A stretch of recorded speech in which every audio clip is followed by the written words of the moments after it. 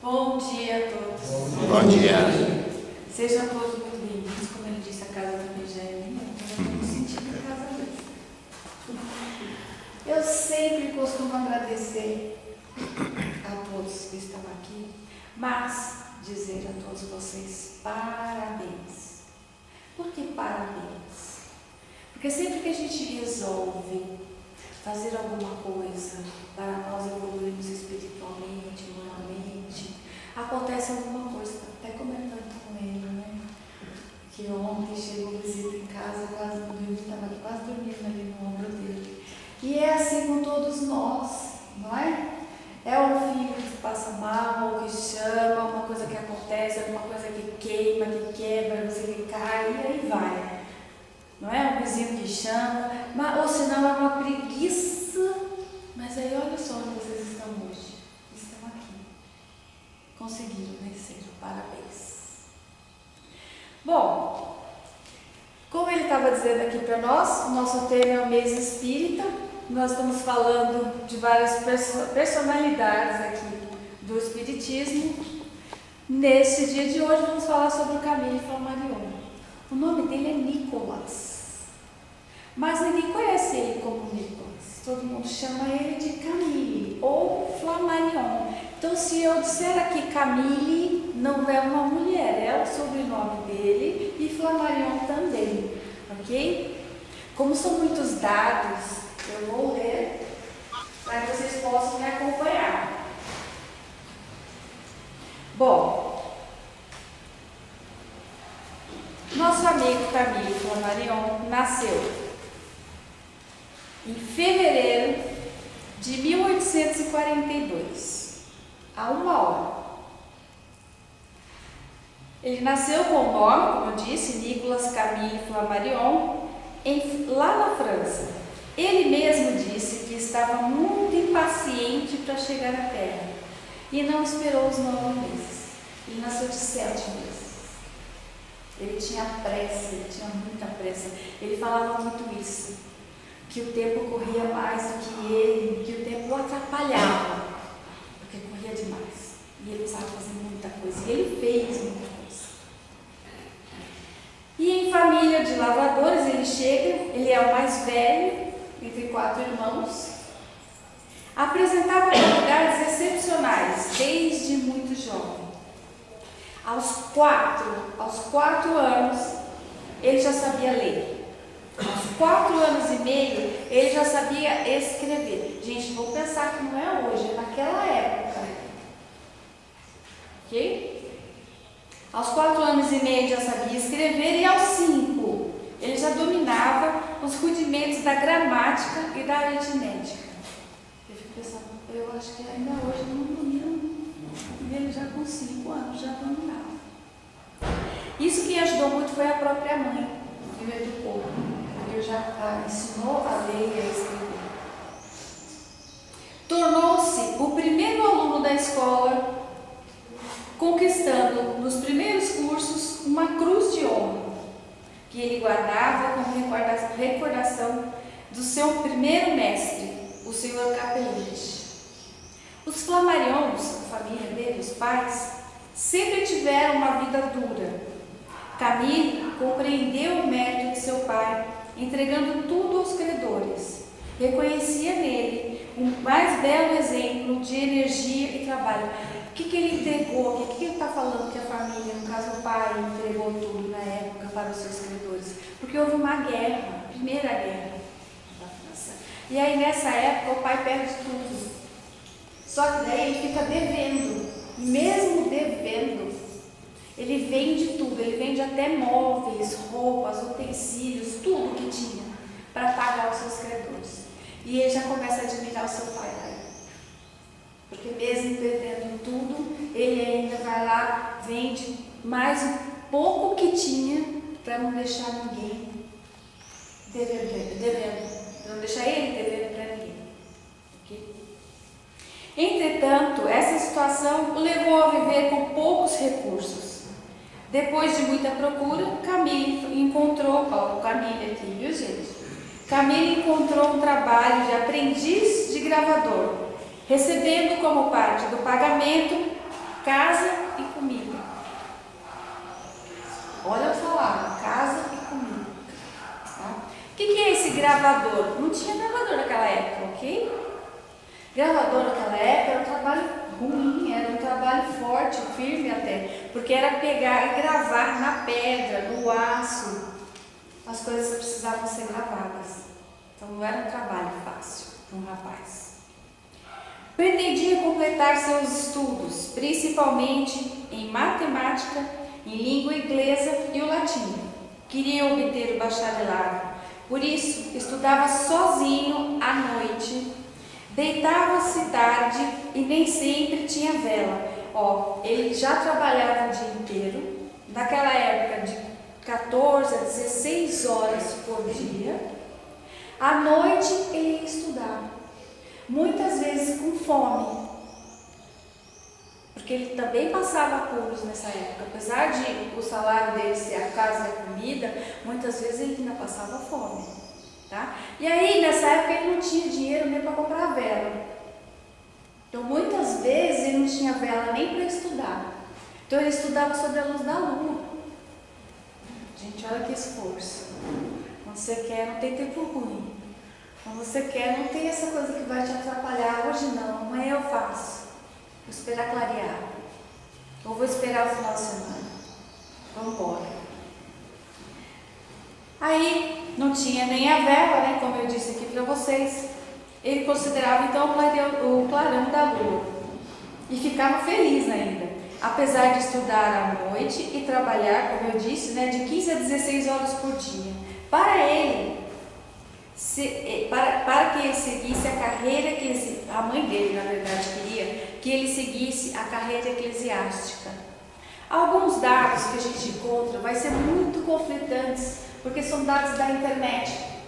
Então, se você não leu todas as obras dele, ou não leu a biografia dele, fica mais complicado você entender a história toda, tá? Só que para fazer isso a gente precisaria de anos, para ler todas as obras, para ler a biografia, para entender e raciocinar todas as viagens que ele fez, tá?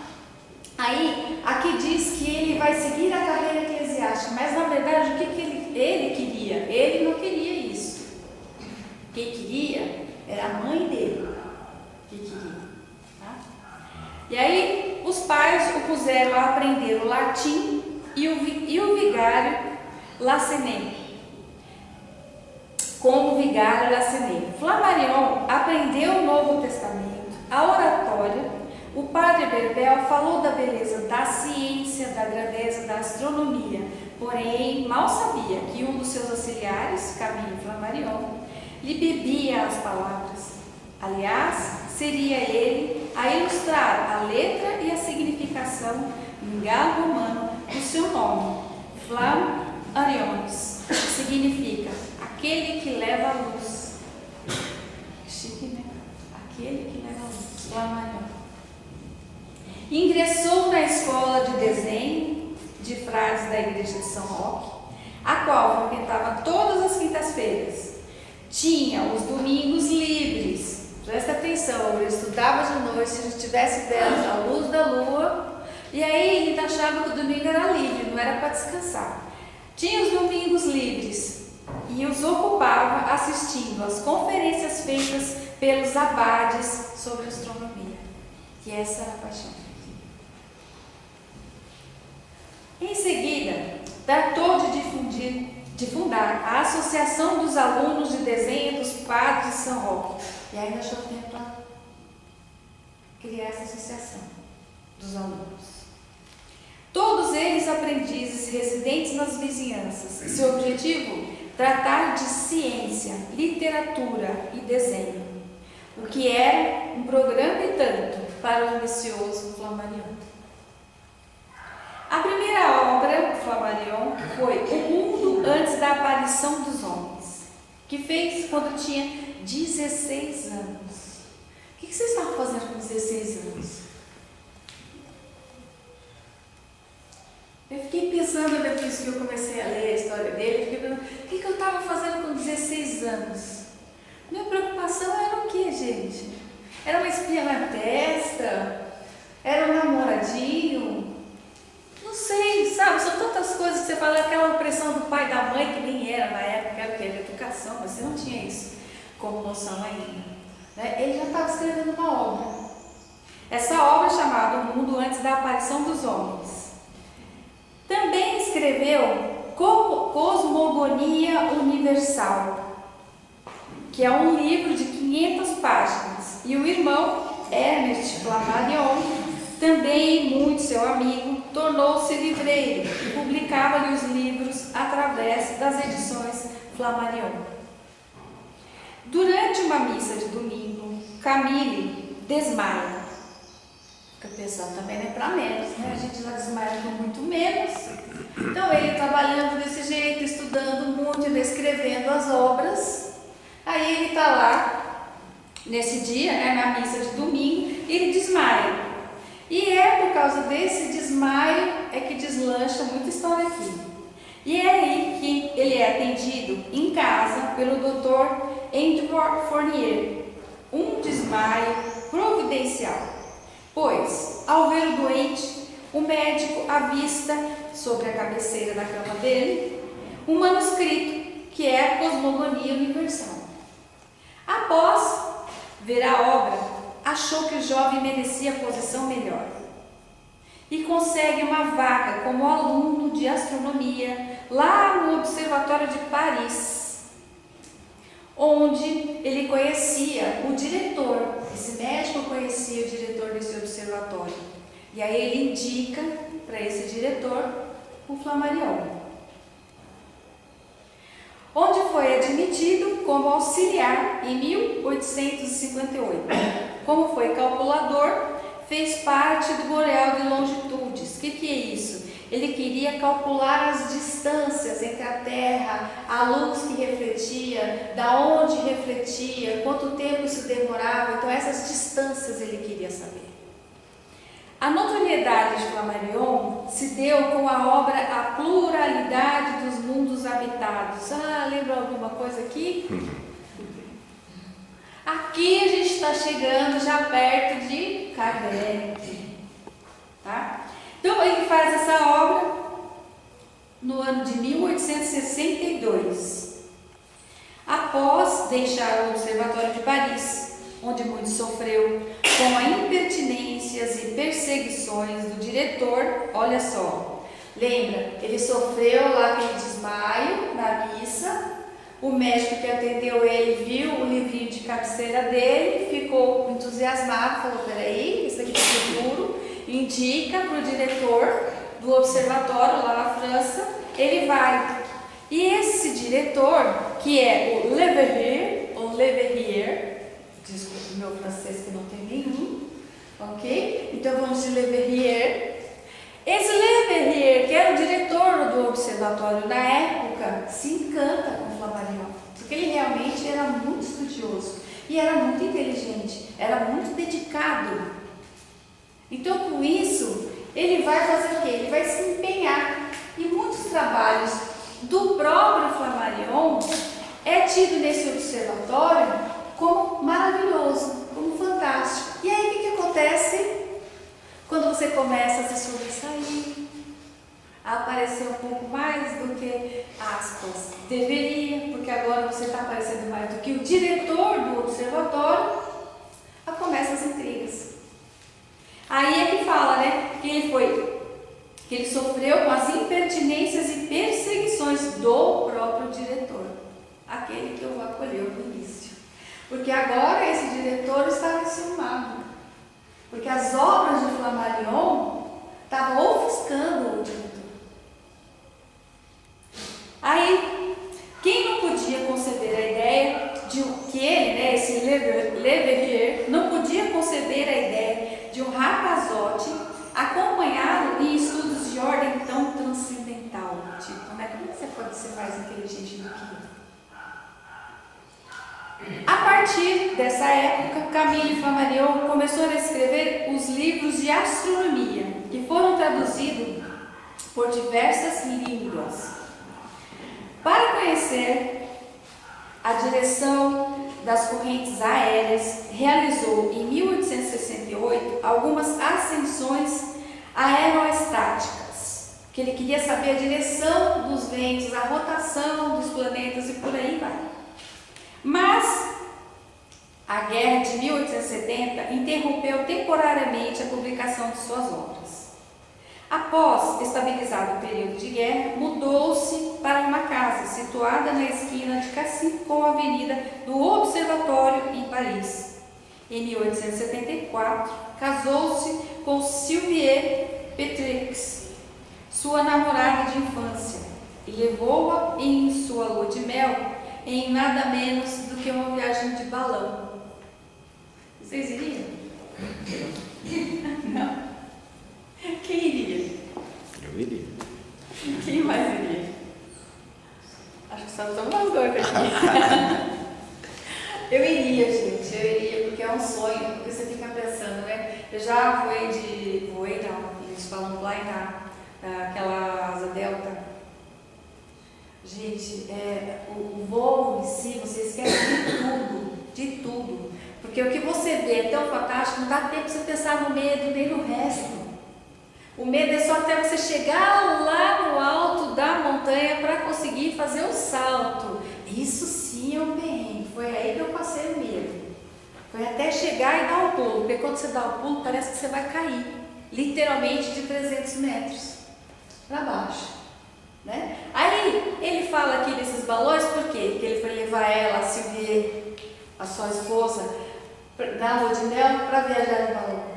Porque ele já viajava e estudava a topografia, toda a geologia, todas as árvores, o que tinha, o que não tinha, através desses voos de balão. Então para ele já era um hábito, para ela ainda não. Ok? Aí Sylvie Flammarion fundava a Associação Pacifista de Paz e Desarmamento por Mulheres, em 1889. Quer dizer, também não era uma pessoa jogada no sofá que não existia naquela época. Ela não era também aquela pessoa largada. Já era uma pessoa que gostava de estudar, empenhada nos estudos, em tudo que acontecia na sociedade na época. E aí, o gabinete do Camille Flammarion era bem singelo, mas as paredes, sob pavimentos, em cima de mesas, das cadeiras, por todos os lados, havia uma montanha de livros, de periódicos, de folhetos e papéis. A sua mesa estava sempre coberta de cartas que chegavam todos os dias dos 4 extremos da Terra. De provas para a sua revista de L'Astronomie, que é a astronomia, que foi fundada em 1882 para o Neville Dicionário e Enciclopédia. Então ele também vai fazer essa revista Astronomia, ele vai fundar também o Observatório e ainda vai também publicar o dicionário, que é uma enciclopédia, que são vários volumes na época, tá? Não foi só um. No ano de 1880, Camille Flammarion recebeu o prêmio de Moniton da Academia Francesa pela sua participação e sua astronomia popular. O que ele mais queria era divulgar a astronomia para todo mundo. Ele queria que fosse uma coisa que todo mundo entendesse, que todo mundo observasse junto com ele. Por quê? Porque para ele isso é aprendizado. Então não era uma coisa para ficar só no hall, no grupinho dos cientistas. Inclusive aquele diretor que também ficou bravo com ele, um dos motivos foi esse, porque ele queria popularizar. E como a gente sabe, muitas coisas que são estudadas hoje em dia são mantidas em elites. A grande maioria de nós não tem nem acesso. E o que ele queria é que todo mundo tivesse acesso. Porque ele queria que todo mundo entendesse como é que você veio parar aqui, como é onde você está, onde você veio parar, como é que isso funciona. Então ele queria divulgar isso para todo mundo. E os seus pares, obviamente, queriam o contrário, ok? Porque senão eles falavam que ia vulgarizar a astronomia. Olha só. Em 1883, ele fundou o Observatório de Jovice, do qual foi diretor por toda a sua vida.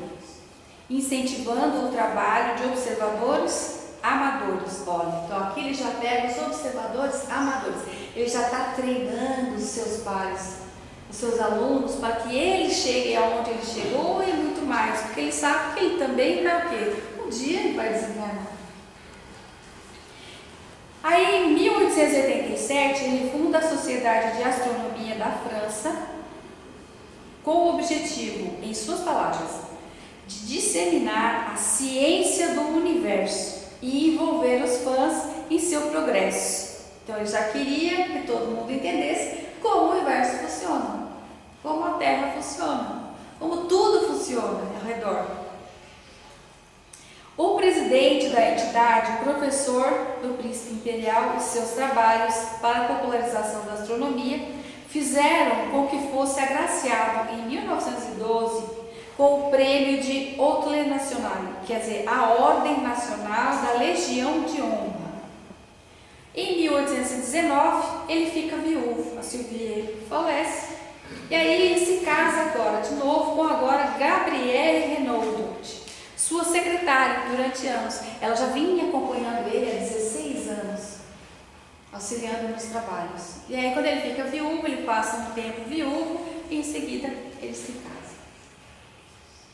Em 1923, ele presidiu a Associação de Psicologia, fez experiências, entre outras, com os médios da Madame Girardin, na casa de Victor Hugo. Victor Hugo também, para quem está fazendo os estudos da doutrina, né, ouve bastante falar o nome dele, do Victor Hugo.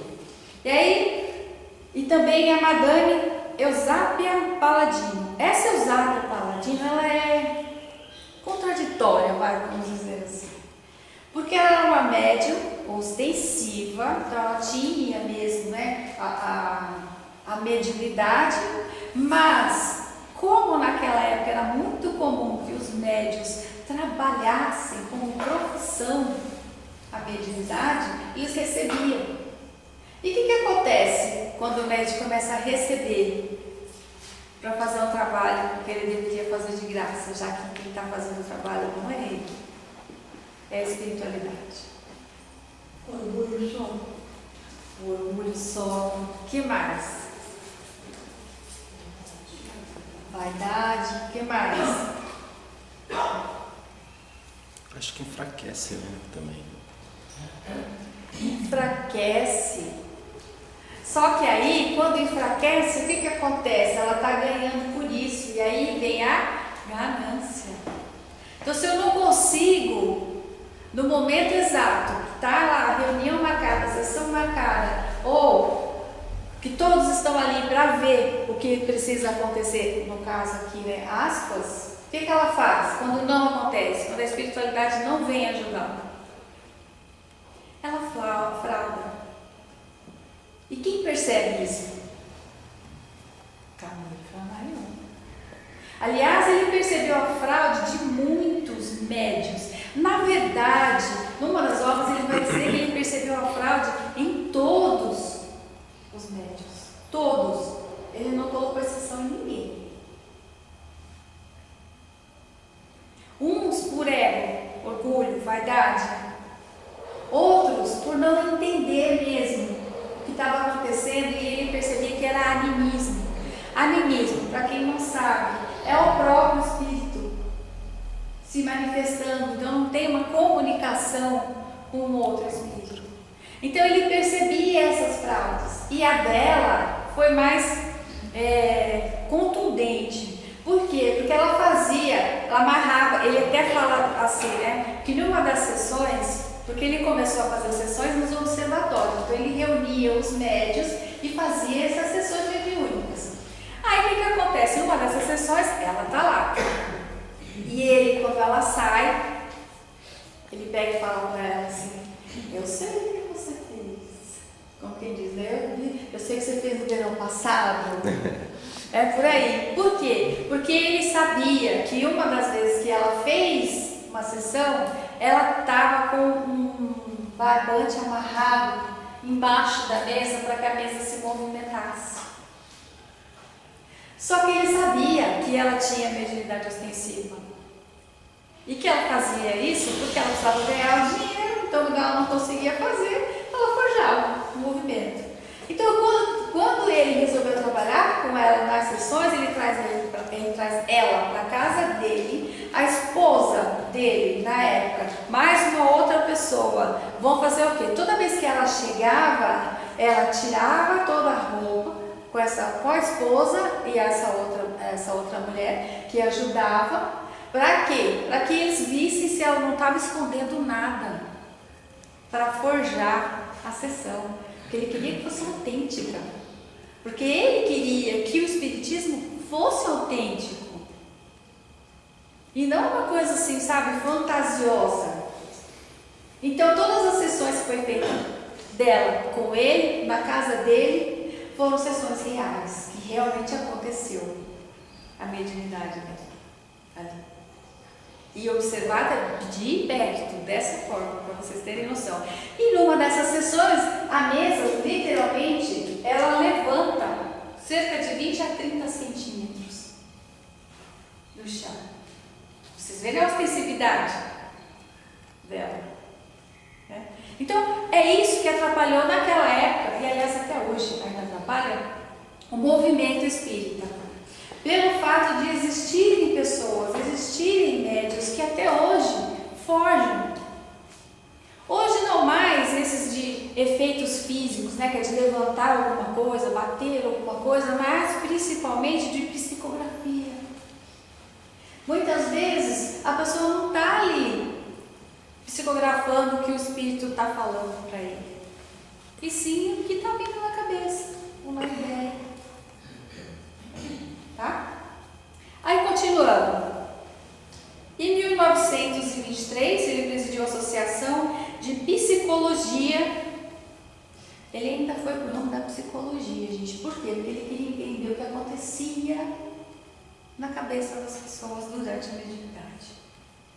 Então não era pouca coisa, era uma pessoa que estudou bastante. Ele fez essas experiências, entre outras, com a médium, né, que eu falei, a Madame Eusépia Paladino. E ele também, aí já passando dessa história, o imperador Dom Pedro II foi visitá-lo em um retiro e plantou com suas próprias mãos no parque onde ele morava, né, para perpetuar a sua memória e sua passagem. Ele plantou um pequeno cidro do Líbano, de cujo o ato Flammarion gravou em uma prancha de cobre os detalhes desse acontecimento. Bom, essa é a história do Flammarion, mas vocês viram que ela foi ligada em um momento com Kardec. Por quê? Porque em um determinado dia ele estava passando na frente, porque naquela época não existia que nem agora a gente tem WhatsApp, vários streams, internet, uma coisa para você divulgar as coisas, né? YouTube, Instagram e por aí vai. Não tinha. Então como é que eles divulgavam as suas próprias obras? Tinha um teatro. E lá eles apresentavam suas obras. Livros, folhetos, umas peças mesmo. Então, um dia ele passando em frente, aí tem na livraria desse teatro um livro. Qual é o livro? Lembra que ele estava falando das moradas? Ele viu o Livro dos Espíritos, escrito por Allan Kardec. Aí ele entra. Aí ele olha esse livro, fica lá folheando o livro. Aí ele fala, tem alguma coisa aqui parecida comigo. Aí ele continua lá olhando, lendo o livro, e ele fala, preciso conversar com essa pessoa. Preciso conversar com Allan Kardec. Aí ele vai. Nessa conversa, Kardec percebe toda a destreza dele, já percebe tudo que ele escreveu antes, que esse menino fez, como ele estudou, como ele era concentrado e centrado, né? E ao mesmo tempo, eles tinham que tipo de afinidade? Os princípios espíritas, que é a pluralidade dos mundos, a imortalidade da alma, a reencarnação Então essas afinidades fazem com que os dois se tornem literalmente amigos. E aí é quando Allan Kardec vai convidar o Flammarion para participar das sessões que Kardec fazia na Associação Espírita Parisiense. Nessa época, Camille Flammarion, ele vai fazer ele fez várias psicografias na época. Não tinha esse nome, tá, gente? Na época ele dava outro nome que era para escrever. E essas psicografias, quando o Camille Flammarion estava na sessão lá na Associação de Paris de Kardec, o que acontece? Vinha com o pseudônimo de... Alguém sabe? Ele era ligado à astronomia. Lume era o nome que ele usava para escrever um dos livros, inclusive. Pseudônimo, né? Que ele usava. Galileu Galilei. Nada mais, nada menos que Galileu Galilei. E aí, através dessas psicografias de Galileu Galilei, que ele fazia lá na Associação de Kardec, que na sociedade, né, parisiense, que ele vai escrever muitas coisas que vão parar na Revista Espírita, porque o próprio Allan Kardec vai publicar na Revista Espírita e vai parar onde? Aqui, no livro A Gênese de Kardec, capítulo 6, tá? Aqui, no capítulo 6, o que ele traz para a gente? O título é Uranografia. Inclusive tem um livro ali que é a Urânia, né? Então é a uranografia. O que é isso?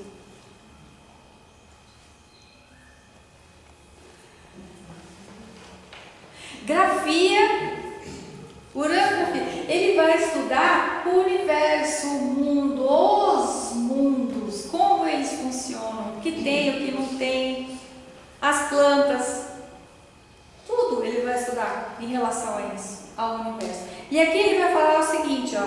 Então neste capítulo chamado aqui, ó, Uranografia, que é o capítulo 4 da Gênese, que inclusive Kardec vai dizer, tá? Na Revista Espírita ele ainda coloca, porque o Kardec vai colocar na Revista Espírita tanto a psicografia, como ele vai colocar a inicial CF, Camille Flammarion, tá?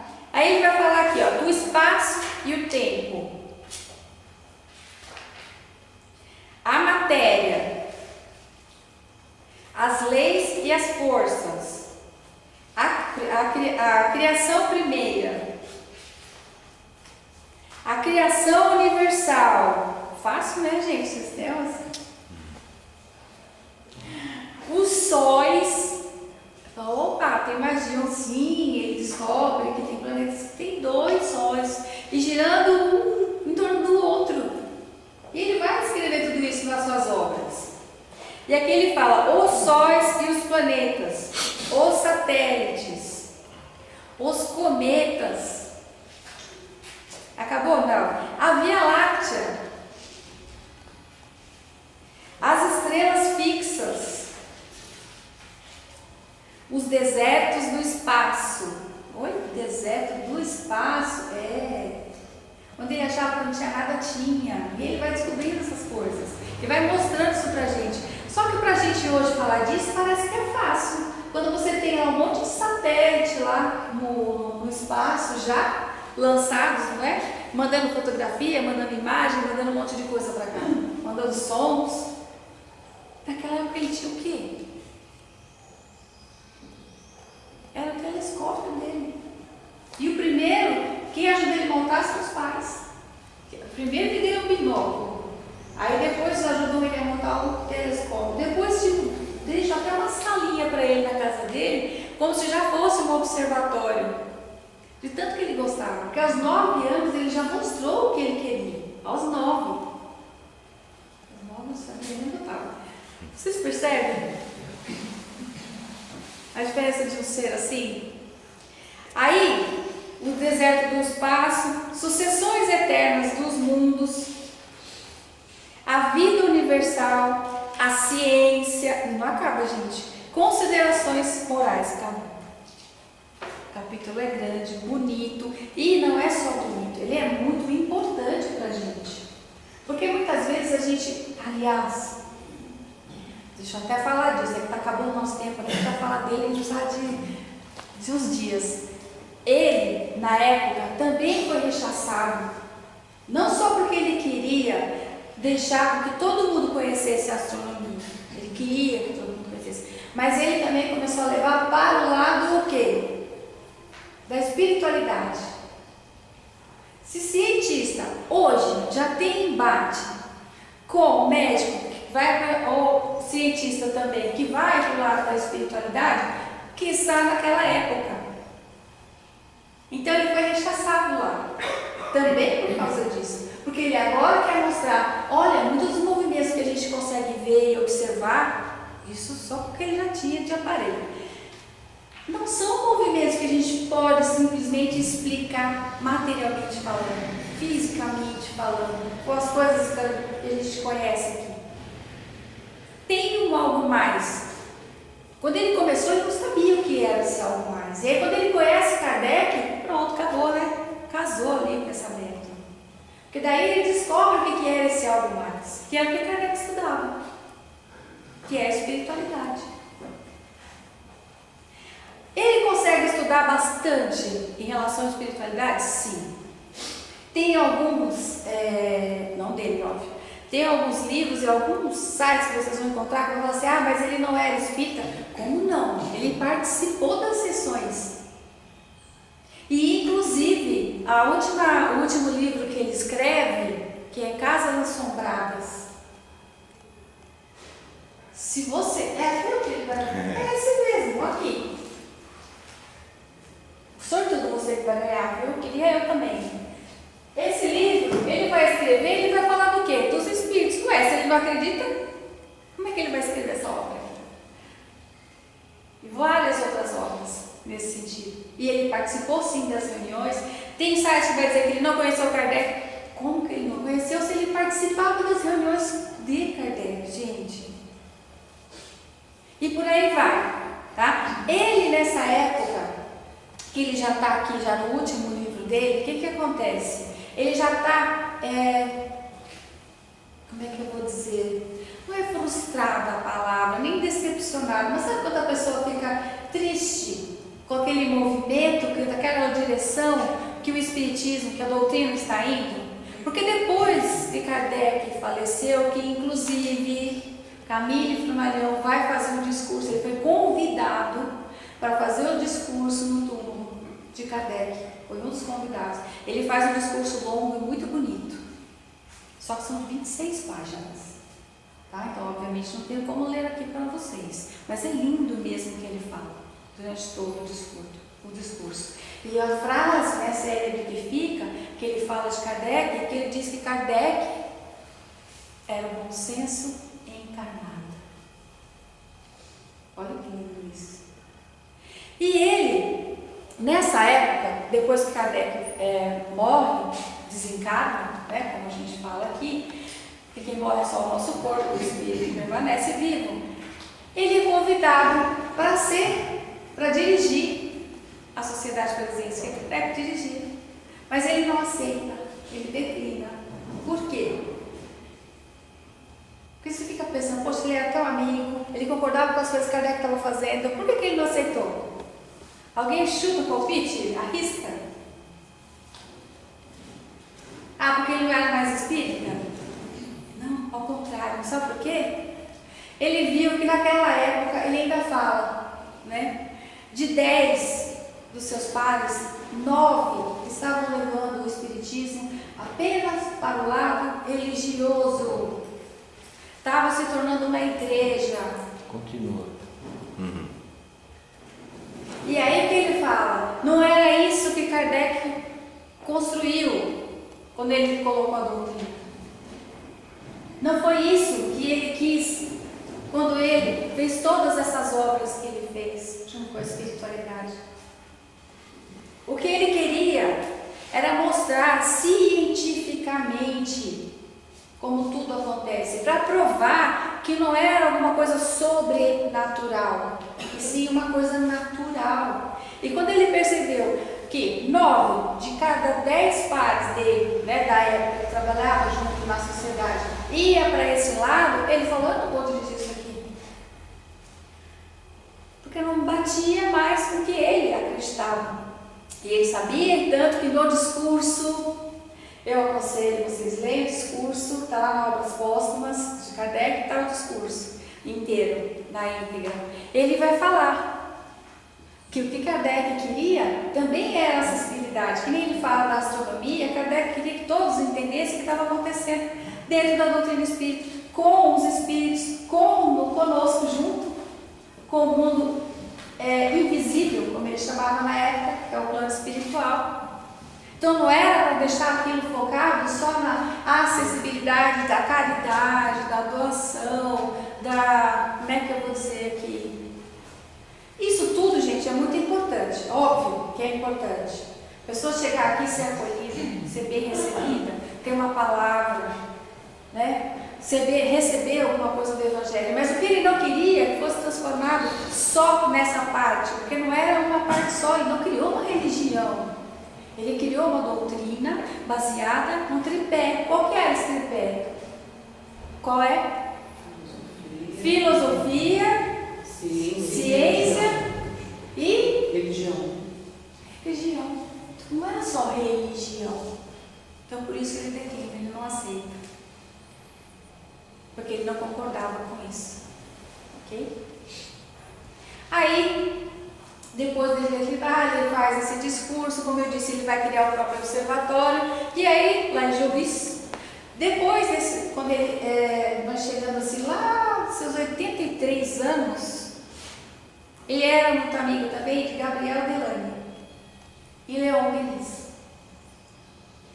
que eram contemporâneos da época, que ajudaram também a construir a codificação, ajudaram Kardec a construir a codificação.